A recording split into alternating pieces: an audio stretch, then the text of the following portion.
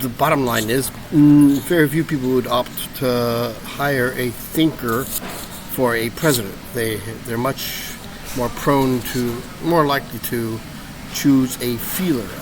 Is that statistically valid? Go out there and research it. I'm saying it. Period.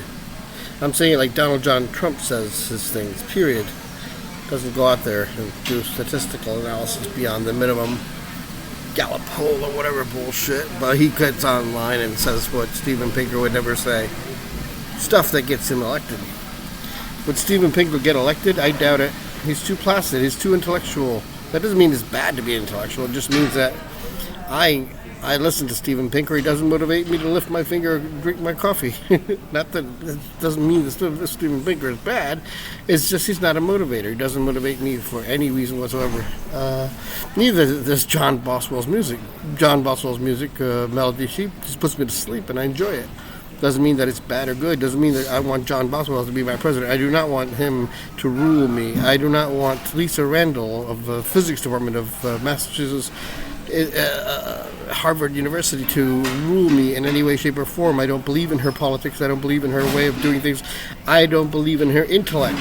That doesn't mean I dislike her. It means I find her incorrigibly morose in her emotions. That doesn't mean that they're bad. It means that I don't find her attractive.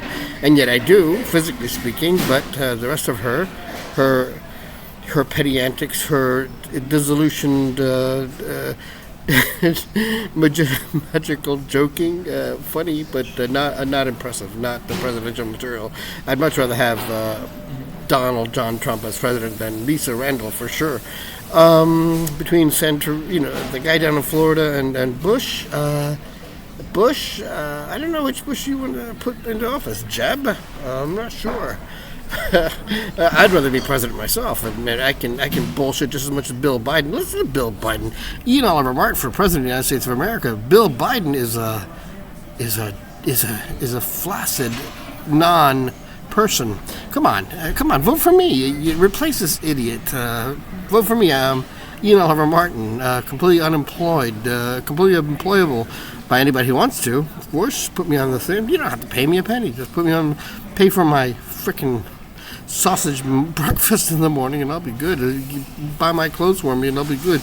You give me a wardrobe, and I'll be good. You do it. I'll set up the stage. I'll be president of the United States of America, all feathered up pretty, and just give me all the instructions. Hey, I wore a uniform in the United States of America. I wore the United States of America uniform for at least 5 years between soldiering in the Army and Air Force officering in the Air Force. I wore the United States issued or approved or forced upon me uniform. Being president is nothing.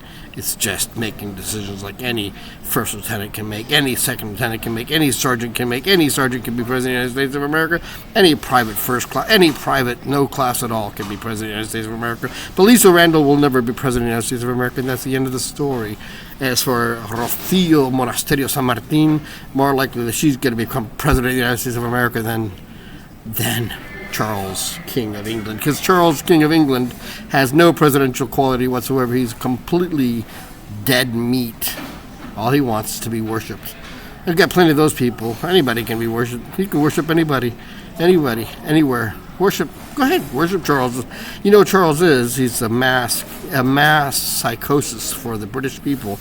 And unless you British people get rid of a mass psychosis called the monarchy, you're going to continue with your methadone treatments of non-thinking. You know, you want a thinker, or do you want a feeler? Do you want both in one? Well, you got to get rid of one or the other. You got to employ a president that you can get rid of, and get rid of the monarchy that you can't get rid of. That's as simple as that.